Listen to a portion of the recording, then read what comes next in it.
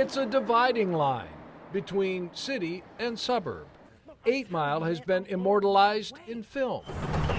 I'm building an empire, Jimmy, and I'm taking you with me. While division and divisiveness have long characterized the relationship between the city of Detroit and its suburban neighbors, attorney Tim Wittebort says the potential of bankruptcy for the state's largest city could potentially impact everyone in Southeast Michigan. I suspect Detroit has to go into bankruptcy. I think that's the cleanest way out.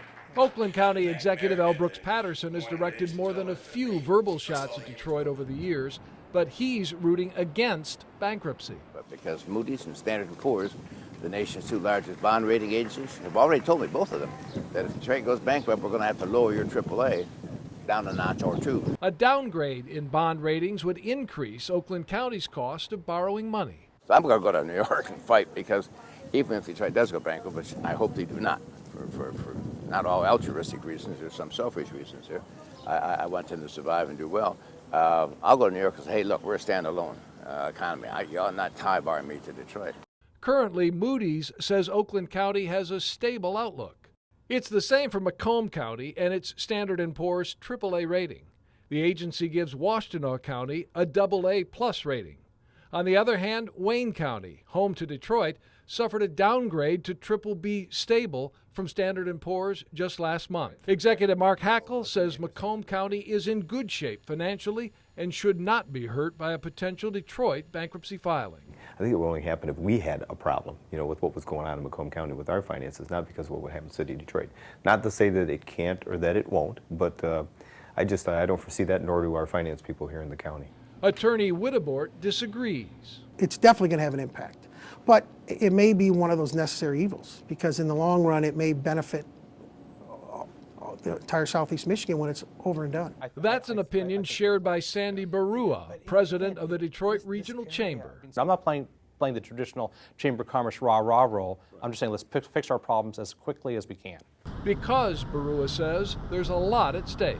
Our success is linked, is it not, to our largest city? I think it is. I think it can be a benefit.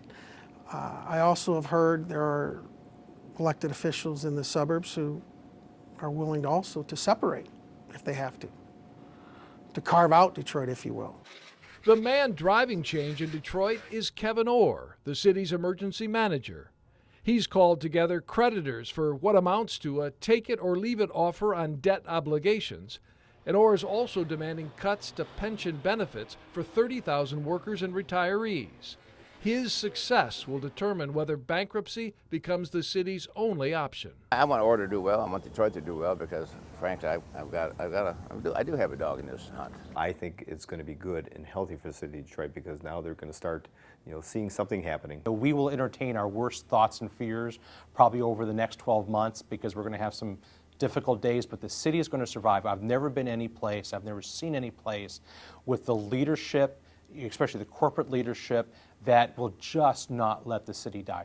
Everyone we talked with agrees on this. Going forward, Detroit must take advantage of its many assets, leverage them, and share them to generate revenue, to benefit the city first and the region as a whole. History shows protecting one's own turf often trumps cooperation around here.